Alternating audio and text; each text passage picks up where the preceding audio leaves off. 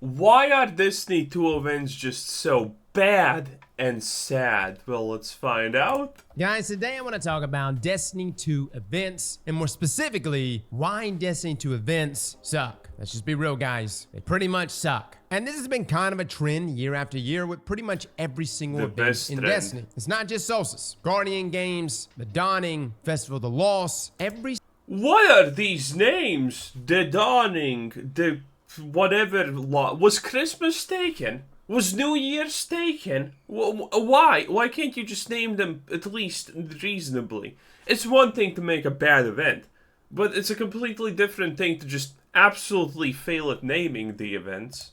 Every single limited time event in recent years has just dropped the ball. Today we're going to talk about why. Now I believe the first major issue I have with events is the cost. Yes, technically Destiny 2 and its limited time events are free to all players. There still seems to be paywalls. Technically, you know how all of these things work always? If you have something like this, it's going to be like this. You're going to get your like introduction item, like 1 or 2, that's going to be like, oh, this is nice, this is kind of cool. And then it's going to be paywalled. And then you're going to see something that's really, really cool, but it's behind a literal paywall. And you're going to be like, uh-oh, this is bad. Well, should I just spend money? Yes, you should spend money because you're not getting it any other way. Ah, beautiful. Even for the paid player. Immediately upon loading into any event, you are greeted with a banner advertising the event and some of the rewards available. Now, it used to be pre-event card days, still pretty expensive to get whatever armor sets or other cosmetics that were available at the time in the store as part of the event, but that's where it stopped. Now, though, while taking part in the event, every time you go to view your event challenges, you are once again greeted with that big old upgrade event card button and a preview of... This kind of reminds me of New World. I think their battle pass looked pretty much similar. I never clicked on it because it didn't make sense to me. Like, you know, you at least should structure your battle pass or whatever so people actually understand that there's value in it. New World didn't even manage to do that, by the way. Let that sink in for a moment. So, but I think most have this option right here. Of what you can earn that literally takes up the majority of the screen. Now, there is no benefit for purchasing an upgraded event card other than getting a few choice items and the option of getting more rewards. My opinion... I don't know, choice items sound pretty good to me, Chief. Like, why wouldn't I pay money for that? Guys, event cards are one of the worst deals inside of Destiny. It costs $10 and you get instant access to 3 rewards, which is usually an emote, a sparrow, and a shader. You can also purchase the opportunity to earn more rewards by acquiring and spending event tickets. Now, these additional rewards typically consist of a ghost shell, another emote, a transmat effect, a ghost projection. And sure, some of these shaders and sparrows can be cool, but traditionally, the community hates it when shaders are locked behind a paywall, at least for real money. Right? I know we have bright dust in the game, and you can purchase shaders with those, but you guys know what I mean. Truthfully, the ghost shells may be the best value out of any of the event card items. Now remember, event cards started off as an experiment. People bought it. Hell, we even bought it because we wanted to see extensively what this event card was all about. Turns out, it's just another way for Bungie to make more money. And I know we've talked about this in our... I mean, imagine how surprising it is. Bungie puts in something that you can pay for, and it's another way for Bungie to make money. Oh, the horror. Who would have ever expected that? Monetization video, and I hate to hit the same point twice, but event cards are terrible, and they're terrible because it exists in an environment under the pretense of free to play. This is a free activity, yet the same monetization that would apply to a free to play player also applies to the premium player, the player that actually does buy the deluxe edition every single year, or the player that does buy that season. Event cards should not even be an option to be purchased, in my opinion, if you own that season, or in the least, if you bought the annual pass. And look, maybe... Ah, you see what I mean? This is what we call in the industry wishful thinking. And sometimes when we're feeling cheeky, stupid thinking. Do you think a company is gonna ever give you something for free that they can ask money of you of? No, obviously not.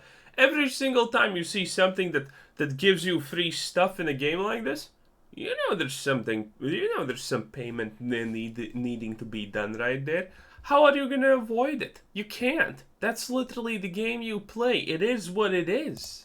Maybe I'm just old school. I grew up playing MMORPGs, but maybe the landscape has changed. But back in the day, if you had a subscription to a game, everything in that game was then available to you. For RuneScape, I paid $5 a month way back when, and everything was available. Now, they had holiday items and holiday events. Man, I remember the time when those $5 were pretty hard to get because my parents would not allow me to use any credit cards or anything to buy subscriptions. Man. You needed to get those. You needed to go to, like, not game shops, I forgot what they were, but, like, cards that had, like, playtime and shit in them, and it was kind of wild. And those events were free to everyone. And at least way back when, none of it was being monetized. And if it was, now it is. RuneScape events I know are monetized. You can pay to win to get the special event currencies most of the time. Damn sure wasn't being monetized to the premium player, to the player that is actively subscribing to your game. That's where the rub with event cards come. It hides under the umbrella of free-to-play, therefore, on the surface, should be allowed. But the free-to-play player is not out there buying event cards. We are the premium player. This is just another way to double dip back into your hardcore paying play. Admittedly, that's not true. The free-to-play players also buy those cards. Player base. You have to give players who are already paying money the opportunity to earn all of these rewards, especially given the fact that nothing about this activity has truly changed year to year. About the greatest change we have had to any of our activities over the past few years has really been the Guardian games when we got the Supremacy game up. But let's be frank, guys, the activities year after year really has not innovated, yet the monetization continues to go up. Let's just start with Solstice, or as it was originally called, Solstice of Heroes, since that event is fresh in everyone's mind. Okay, good. At least they changed one stupid name to an actual reasonable event. Solstice of Heroes! No, it's just the Solstice. Like, Bungie, please. First year Solstice of Heroes came out, we had 5 revamped campaign missions from the Red War to play through and earn rewards. Then the next year, we were introduced to the European Aerial Zone, aka the EAZ, where every single Solstice event has taken place since 2019. We are currently in our 5th year playing in the EAZ, which I know most of you are probably over it. Originally, you were forced to find either Hive, Cabal, or Fallen and hunt down many bosses in the EAZ before trying to find hidden chests for extra loot, with more chests spawning based on how many mini bosses were killed. This activity actually did a great job originally in taking advantage of the EAZ's verticality compared to... Sounds actually pretty fun. And obviously the European zone is going to be better than the American or whatever zones. Plebs. To our current events. There also used to be like a daily rotating elemental burn that would enhance your arc, solar, and void powers for that day. Now things changed, however, when Bungie introduced Bonfire Bash last year for Solstice. Bonfire Bash requires you to kill high value targets. They drop an orb, you pick it up, you throw it into the bonfire, and after you toss enough orbs into the fire, the taken will interrupt the activity, and you can finally make use of the map's verticality, which in my opinion should be the whole point of the EAZ. But everything is a lot more linear, and Bungie also slowed everything down by not allowing us to spawn things like our sparrows in this activity. The only thing Solstice has going for it is that it's quick. Now, before you jump and say, well, Cross, we get weapons. Nice. Listen, Bungie has actually taken this and has memed on it, literally giving you a hand cannon called something new. Clap back at all the reskins we get in the game. I mean, that's honestly kind of painful when you're... Dude, it's one thing to add something like this to the game that's considered good and loved by its player base, but this is just completely something else. Yeah, I get it, something new, something else. When they add something like this, when everyone's like, when everyone's pissed about your events and they don't like it, and they're and you know the community's in an uproar, that's a bold move. And listen, I like the hand cannon. It got a refresh of new roles. We recently re-reviewed it. I'm currently trying to get the gun roll for the shotgun. The rocket launcher isn't exactly meta, but that's okay. The point I'm trying to make out is Bungie can't say, hey, this event is worth you dropping $10 on an event card because it pays for the dev time for these weapons. You've already paid for that dev time. If you bought the annual pass, you've paid for it. Plus, what are we doing? Bruh, if any developer tells you, oh, this annual pass is so we can pay for it, that's a lie. That's a lie. That is an absolute flat out lie. The dev time doesn't cost shit to develop this stuff. They don't get paid extra. They don't get a bonus for developing a battle pass. you're just paying, okay? It's still their job. It's still the dev's job to make new things, and they get, this crazy thing called a salary every month, despite them developing or not developing a battle pass, So anyone telling you, oh, it's to pay for the dev time is an absolute liar.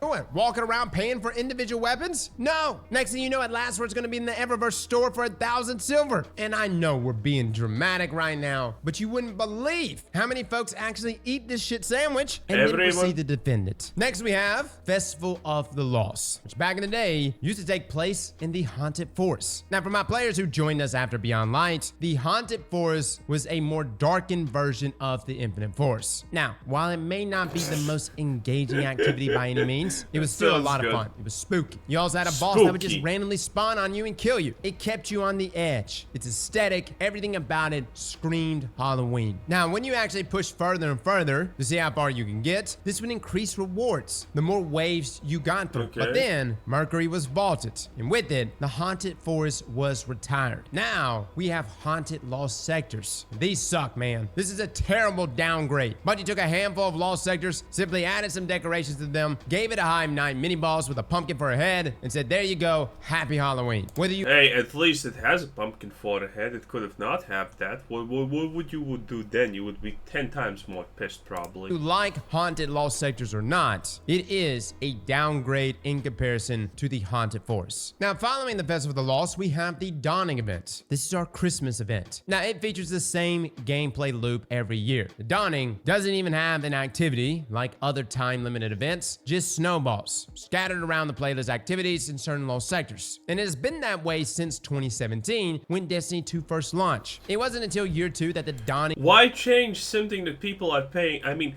why change something that people are enjoying? Huh? You get it? You get it? Yeah, why change something like that? It's great. And cookies and the gameplay loop of delivering the snacks to different characters was introduced. Now, no lie, I like crafting these cookies, man. I don't know what it is. They're cute. You got your mini oven, man. I'm getting all Betty Crocker up in here. Now, this past year, Bungie actually introduced crafted weapon level bonuses from getting kills with snowballs. This was during the season of the Seraph, and this actually worked out really well if you were trying to level up weapons, which gave another alternative to the short cheat weapon grind that is still currently the meta. Now, as much as I like making cookies and doing all this stuff, at the end of the day, it has been pretty much the exact same event since 2017. Yes, we'll get a weapon. Yes, we'll get a refresh of rolls on some of those weapons. And believe me, Glacial Chasm is a must-have from this event. But the event card is still present. It's still looking at you in the face saying, hey, buy me. Even during an event that is literally the same. By the way, slowly, but I can bet you one thing, by the way. I think this is most likely going to be true. If everyone just goes back in time and someone has like all the screenshots of the event card buy thing, I have a feeling, I have a strong feeling that over time this event card has probably gotten bigger. Slightly bigger with every single time. Every single year with no activity. Now, Guardian Games is another event. And for the first time this year, Bungie actually did what we've been asking for so very long. They pitted classes against each other in an actual activity. You've got a tower here, you've got banners. It goes up and down depending on how much you contribute. Titans have won every single year, and every year they have not won, it's been rigged. Now, to engage in the event itself, you used to be required to earn laurels from defeating enemies and completing activities, which could be used to purchase contender cards, which are reskinned event bounties. Now, completing contender cards would award you medals based on the tier, bronze, silver, gold, and platinum, and depositing said medals would earn you rewards and boost your class standing on that podium. Now, this year's Guardian Games, they removed laurels and simplified the process, allowing contender cards to be purchased with Glimmer instead. Also, the recreational and competitive strike playlist made a return, as well as the Supremacy game mode from Destiny 1 and bonus XP for crafted weapons. Ultimately, Guardian Games was actually able to retain the attention of the community. The event card was still garbage, but being able to play an entire team of hunters or warlocks or titans was a lot of fun. This was the trend that we hoped Bungie was going to continue to go on. Solstice has not followed that up. And listen, Bungie has opportunities here to really bring about other activities. Silver Leaves, that at least looked cool. Crimson Days, which was the Valentine event back in the day, which was a unique mode with some loot to pursue. why would you put in a Valentine event in Destiny 2? Most of these people haven't seen a female. I'm the closest thing you probably have seen to a female in the herd of a female in like at least a couple of years at this point. Oh my god, Bungie, what are you doing? And feature 2v2 player versus player. We also used to have Sparrow Racing League. Granted, everyone talks about like SRL like it was the greatest activity ever. Look, it was fun, man, but it wasn't like some bar-setting activity that just defined Destiny 1. And the problem with introducing SRL is we have one Sparrow that's literally faster than every other Sparrow in the game, which defeats the I mean, that sounds like a skill diff. purpose. Sparrow Racing League should be about you flexing your Sparrow. And if Bungie actually took an approach like Mario Kart, no lie, SRL could for real have some long-term staying power inside of Destiny, and especially for a reoccurring event. Guys, my thoughts on the current state of Destiny's events. We started off, I felt pretty strong for guarding games. Solstice is a clear dip in quality, which does make me wonder what's on the horizon for things like Festival of the Lost or the Dawning events. Now keep in mind, I'm not asking for events to be on the level as paid DLC activities. I understand what this event needs to serve as. What I'm asking for is very simple. The event card. All of the items in an event, whether it's Solstice, Festival of the Lost, the Dawning, or Guardian games, every item should be earnable to the paid player. For folks This is true, by the way. And when I say this is true, I obviously mean you're never gonna earn all the items. This is how smart people make these things when there is no just flat out incentive to buy something. And this is 100% what Destiny is gonna do if a change like this would happen. They know how much the average player plays, which means they can calculate how much whatever activity the average player can do. And this is how it essentially goes. There's level 0 where everyone starts, and let's say like level 200 where everyone ends. So at level and the devs know that the average player is gonna get like level 70-ish or something like that. And you know what's gonna happen then? At level 79, there's gonna be something just so good, so good, but you're not gonna be able to farm it, and you know it. But you can buy the levels. So now you're not buying the pass, but you're buying like 9 levels so you can get the thing that previously was in the pass. And actually, you know what's even better? This actually makes more money than just some kind of pass thing that you click one time and buy. Oh, no. This is way better. If you have a long line and you space out these rewards pretty good, you're always going to have people buying stuff, and those levels probably cost more than the pass. So, you know, that's the upgrade, Destiny players. That's your future upgrade right there. Folks that are buying the annual pass, Bungie, you have got to figure out a way to make everything in that year earnable. And that's how most games function, especially like subscription-based games. And I know Destiny... No, they actually function like I said. Most of them do function exactly like that. Sure, the people who play non-stop are gonna probably get everything or close to everything. Even those players are probably gonna have to dish out a little bit of real-life coin at the very, very end for the super reward. Yeah, nice.